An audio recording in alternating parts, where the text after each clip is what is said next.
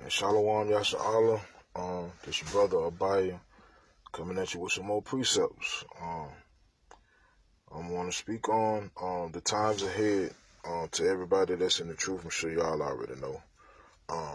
It's called Jacob's Trouble, man. Jacob's Trouble. A lot of people feel like, you know what I'm saying, it's just going to affect the Hebrews, right? The Hebrew Israelites. Notice I did not say no damn black Hebrew Israelite. Don't nobody in the truth say that. Hebrew Israelites, bro, that's what we are, right? Every time somebody asks me, well, what's that about? Hey, I give them this reference. I say, have you ever seen the movie, or the series, rather, Roots? They say, yeah. Right? I said, what happened, or who was the main character in Roots? He said, or they say Kunta Kinte. I say, what was the big deal about Kunta Kinte? They said, well, he was a slave and he always ran away and he fought the system and, you know, they chopped his foot off. I said, why did they chop his foot off? And they said, because he ran all the time. I said, why did he run? And they say, because he didn't want to accept no slavery. I said, what was the main thing? Well, I say, what was the main thing that they did to Kunta Kinte? I said, what was the main dramatic scene about Kunta Kinte? Right, that stood out in Roots. They say when he got whooped. I said, what he got whooped for? Because he didn't want to change his name to Toby. I said, exactly. Right, I say, what Hebrew Israelites are about, basically, is the Kunta separating from the Toby. Right? It's us going back to who we were before we came over here and before we became oppressed. It's us coming back into our culture, our true selves, and shedding that Western mindset that was created by our enemies. All right, first of all, I forgot to honor my power. All praise to the Most High Yahweh by Hashem Mashiach Yahweh Shai by Hashem Wakakadash. Shalom to the brethren and sisters, or Akim and Aqua that's out there, you know, pushing the truth in their own way, and that's keeping the law, statutes, and commandments in the faith. Like I said, I'm speaking on Jacob's trouble, and I'm gonna start in the book of Jeremiah, chapter 30. Start at verse 2. It said, "Thus speaketh Yahweh, power of Israel, saying, Write thee all the words that I have spoken unto thee in a book." All right, so everything that's written in the book is for our good. It said that in the book too. All right, everything that's written in the book is to let us know who we are, prepare us for it, first and foremost, introduce us to our power, right, and bless us, basically, right. It says, "For lo, the days come, saith the Most High, that I will bring again the captivity of my people Israel and Judah, saith the Most High, and I will cause them to return to the land that I gave to their fathers, and they shall possess it." Right, so the Most High he moving on our behalf, right, and that's why all of these different things are happening now, right. On the other video I made, I spoke about Ezekiel 37. Once we came up out the graves, right, and we got flesh on our dry bones, right, we got that water, we got the breath of life in us. The Most High has he's starting to fight for us, man. He moving on our behalf, right. So verse 4 says, "And these are the words that the Most High spake concerning Israel and concerning Judah." It says, "For thus saith the Most High, we have heard a voice of trembling, of fear, and not of peace." So he's saying it's some real things about to come, right? It ain't like one day y'all in Babylon cooling, and then the next day y'all in Shemayim, and ain't no in between, right? He's saying some stuff is about to go down. Right? It says, "Ask ye now and see whether a man doth travail with child. Wherefore do I see every man with his hands on his loins, as a woman in travail, and all faces are turned into paleness." Right? So it's speaking about like grown men, bro. Imagine this, like the biggest, baddest so-called black man you know. Big I'm talking about burly, one hitter quitter, you know, 1 against 5 dude straight shaking in his boots, terrified, clutching his stomach. Like, you know how you see women when they get so scared they start to like almost get into the fetal position and rock back and forth and start crying. You imagine a grown man doing that, man. This the Most High saying, hey, yeah, it will be like that. Verse 7, it says, alas, for that day is great, so that none is like it. It is even the time of Jacob's trouble, but he shall be saved out of it. Right? At the end of the day, when all of this passes, we will be saved out of it. Right? Let me get some more in Matthew 24. Go to Matthew 24. Matthew 24 and start at 9. He's speaking about after nation against nation, kingdom against kingdom, and famines and pestilences and earthquakes in diverse places, which are the beginning of sorrows. Right? Verse 9 says, then shall they deliver you up to be afflicted, and shall kill you, and ye shall be hated of all nations for my name's sake. And then shall many be offended, and shall betray one another, and shall hate one another. Right? So, hey, your best friends, moms, aunties, granddaddy, daddy, cousins, and all that really ain't studying the truth. Hey, that's one reason why the Most High say don't make man your arm. Right? You got to trust in the Most High, have faith in Him, right, and leave this world alone, because this world will let you down. Right? And if your people in the world, guess what? They're going to let you down. Right? And it says, and then shall many be offended. They offended right now. Every time a holiday pop up and we tell them the truth about it, they get mad. Like, hey, I ain't doing nothing but telling you the truth, and that's love. Right? You tell a homosexual, hey man, that's abomination, that's against the law, you don't need to do that. They ain't hot about that, man. Look, you know this. You've been hearing it your whole life. Why you so mad now? All right, why you ready to fight now? Was you ready to fight the pastor when you came out? Hell no. You know what I'm saying? People offended right now. Tell the brother, hey man, put them squares down, bro. Them hoes killing you. Hey, some people actually get offended by that. And it's the truth. We got death on the pack. All right.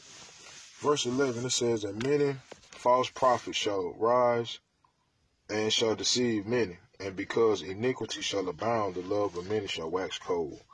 So, like I said, it's gonna get heartless out here. Like the Spirit said, it's gonna get heartless out here, man. These same people that you're trusting in, bro, they're gonna turn on you, and they're gonna deliver some of y'all up. You know what I'm saying? Hey, it could be me too. You know what I'm saying? While I'm talking, it could be me. That's the whole thing about Jacob's trouble. You don't know your lot. Nobody knows their lot. And no one wants to go through that lot. The same way Christ didn't want to go through that, man. But hey, if you could pass this cup, straight up, if you could. But nevertheless, that will be done, Father. Man, don't nobody want to go through that. But it's something, if that's what the Most High say we got to go through, that's what we got to go through. Right? It says, but he that shall endure unto the end, the same shall be saved. Once again, Jacob, you just make it through, doing the best that you possibly can. Follow these laws, statutes, and commandments to the best of your abilities, even to death, with the faith. Have the faith and the works, even to death. You are going to be okay. All right? See, Revelation 12. Let me get there. 12 and 17. And the dragon was wroth with the woman and went to make war with the remnant of her seed, which keep the commandments of the Most High and have the testimony of Yahweh Shai, Hamashiach, faith and works. Right? But you will know that your suffering will be for a cause. Right? Everybody else that ain't in the truth, they suffering is judgment. There's a difference. Alright, let's get that. Alright, your suffering is going to be for a cause. And I've already been getting it for real. But let's just get some plain text to let you know that it's a blessing to go through trials and tribulations for the Most High's sake, for his name's sake. This is the book of Matthew chapter 5 and verse 10. It says, "Blessed are they which are persecuted for righteousness' sake, for theirs is the kingdom of heaven. Blessed are ye when men shall revile you and persecute you, and shall say all manner of evil against you falsely, for my sake.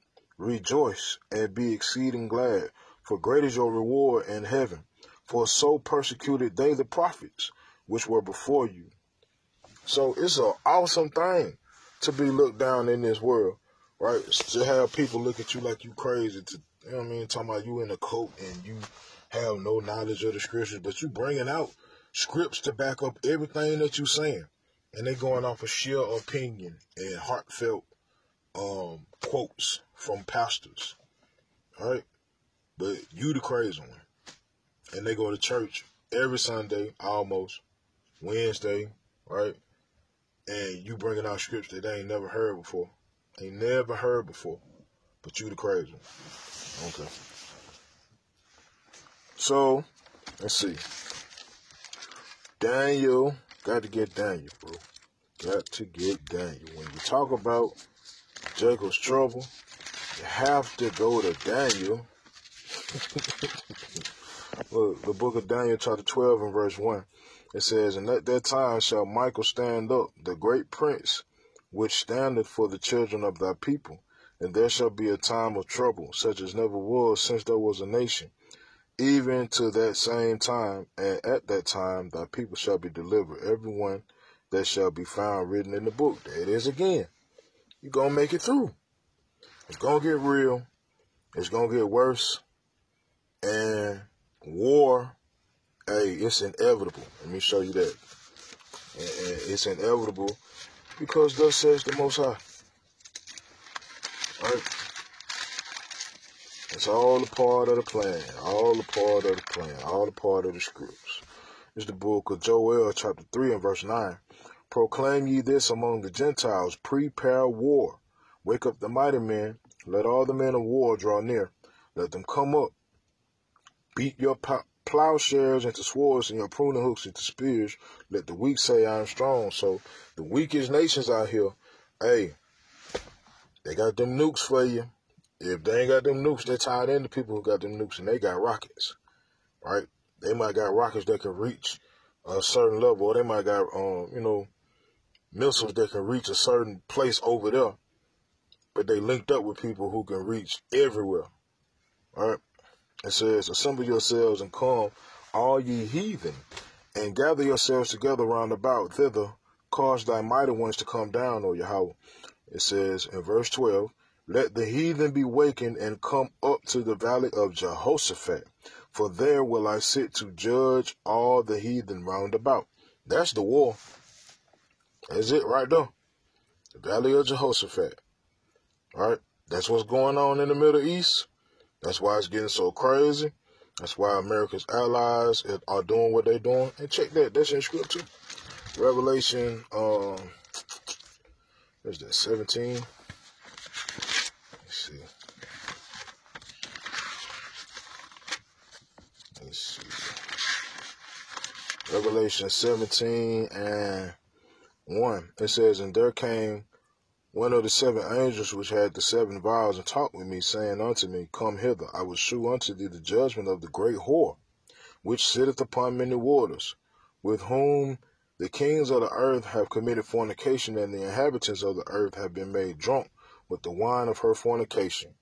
Hey, once America hit the scene, this mug spread like wildfire all over the earth. right? You got governments everywhere. Anytime somebody say it's atrocities going on, it's like diplomacy to the rescue. We send in soldiers and we will never leave. That's how they act, right?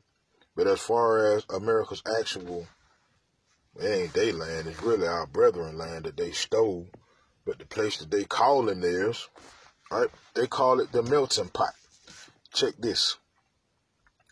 Verse 15, right? Revelation 17, verse 15, it says, "And he saith unto me, the waters which thou sawest where the whore sitteth are peoples and multitudes and nations and tongues." The great melting pot.